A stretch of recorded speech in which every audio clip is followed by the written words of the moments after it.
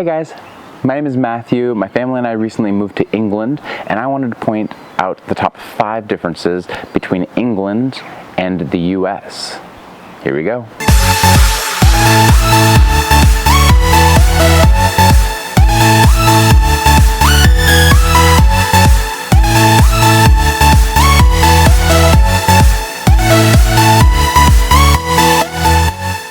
So I want to start this whole thing off just by saying I am obviously from the United States, but that means something different depending on where you're at from the States. We also moved to specifically Eastbourne, and so that means something different than maybe from York or from somewhere else in the UK. That is, there's just differences even within the same countries. So what I've tried to do is generate kind of some generalities, things that I think will probably translate no matter where you're from in the US, no matter where you're from in the UK. Generally speaking, these things are the differences, the 5 biggest ones between the United States and England. Obviously, one of the first things that we noticed being here in England is that travel looks a little bit different.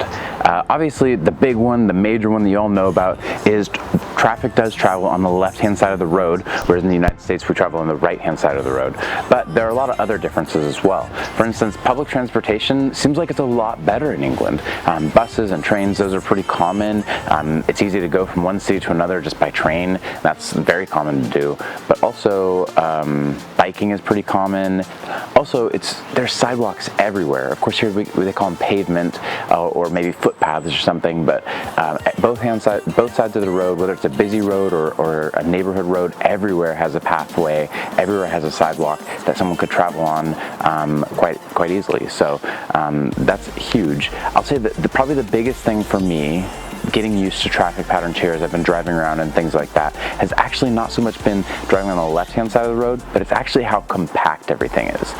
Driving here, pretty much anywhere in England, feels very similar maybe to driving it in like Chicago or New York City, where the streets are so narrow that it's hard to get through. And a lot of streets, even though there's two-way traffic on them, there's only wide enough for one car. So it's a lot of maybe pulling to the side and waiting for someone else to come through and then going and things like that. So it's very compact. Everything is so small, and that kind of drives me to my second point. The second thing that seems a lot different in the UK is everything is smaller. Obviously, like I said, smaller cars and smaller roads, but houses are smaller. I'd say that the country itself is much more compact. And so what that looks like is everything just ends up smaller. My fridge is smaller. The cupboard space I have for storing food is smaller. I just don't have as much room for those things. Everything comes in smaller serving sizes. So you can buy a salad at the grocery store for a pound, and that's pretty common. Even like their version of Walmart, or maybe like a large supermarket, they call it Tesco, in the city that I'm at, is it's pretty cramped and kind of chaotic. There's a lot of stuff going on, but the aisles are a little smaller, and so everything feels a little tighter. Just about everywhere I go, everything seems like there's less space. Speaking of food from Tesco, food in general is just so different. There's so many things that are quite different, but one of the big ones that I've noticed is chip flavors are all over the place. They've got seared steak flavored chips and barbecue pulled pork and sweet Thai chicken teriyaki and just the most ridiculous fish. Like there's prawn flavored chips and just all that's ridiculous. And of course they don't even call them chips, they call them crisps. So what are you looking for? If you say chips, you're going to find some fries. So for clarification, when I'm talking about chips, I mean American chips have all sorts of different flavors. Of course, instead of normal juice, a lot of times there's squash or cordial, which you add water to kind of dilute. So it's like very strong juice that you've got to dilute in order to drink it. We've noticed a lot less fast food in England. So there is a KFC in town, but for a town of 100,000 people, only having a couple fast food restaurants, like there's a Subway and there's a KFC, there's a lot more like establishments that are maybe run by like what we call maybe a mom and pop restaurant or something. There's a lot more of that and a lot less like fast takeaway type food.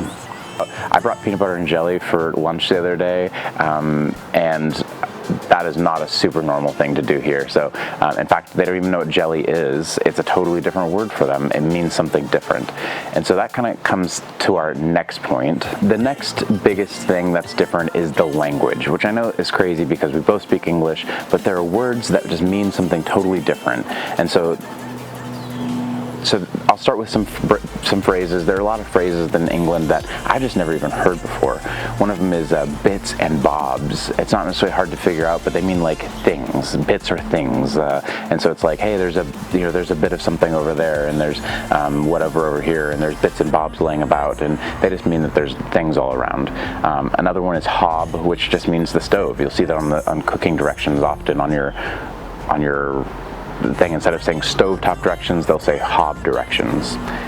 Rashers are pieces of bacon. So that's a common phrase, is to hear something about rashers and you're like, well, what is a rasher? Who knows? And then one that my wife has been hearing quite a bit recently is love it and leave it. And here it just means like, oh, I don't really want to leave, but I have to. Also in England, there are a bunch of words that mean something in the States that mean something totally different in England. So the common one for that is like pants. In the States, that means the outer covering on your legs. And in England, it means your underwear. And so quite a comical situation today where someone asked, like, what's written on your pants? And the other person was a Brit, and he was very offended. Not offended, he was embarrassed about what he's like, what? Can you see my pants? Like, no. Oh, I meant your trousers. So that's quite funny. Garden is where I'm standing right now. It's our backyard. Any backyard or any yard at all, the English people just call a garden.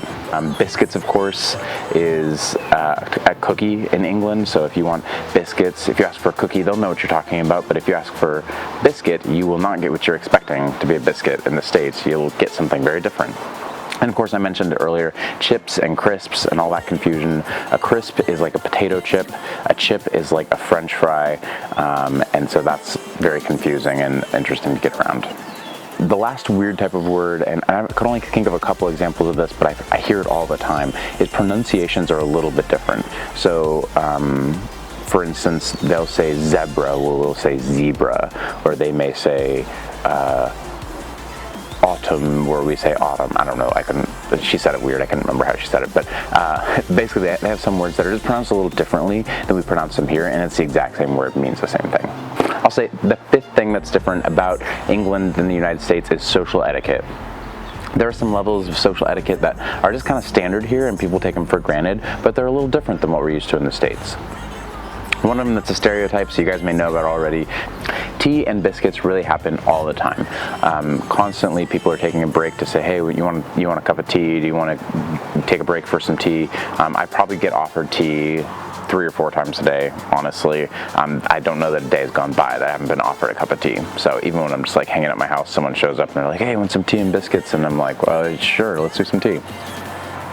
Dinner is something that seems to have a very set order to it. So we've been invited over to dinner at a few different people's houses, and every time it's been very set. Like, the first thing you do is you walk in and you're invited to sit down on the couch. You're supposed to sit down immediately sometimes. Even if food is already ready, they'll still have you sit down on the couch first.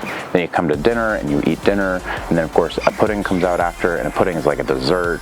It's not necessarily a pudding, it's just they call it pudding. And then after dessert is done, you're finished with that, you clear the table, and then you're offered tea and biscuits or tea and cake again. And so it's like kind of got this formula to it that is different than, the States. It's like, oh, you just however your family does it, and it seems like here it has kind of a set formula. The last one we thought was kind of interesting was just that people give each other a thumbs up all the time, and maybe it feels like a little bit like someone crosses the road and the car stops for them, and it's a little bit like, hey, good work on stopping for me when I was crossing the road, and it's a little overused or a little weird. We've noticed that a bit, and just thought it was funny to mention. So those are our top 5 differences between the United States and England. If you have anything else you want to add, or things that you think about or have questions about in England, please drop them in the comments below. Otherwise, we'll see you next time for our video next week. Thanks, guys. Have a good one.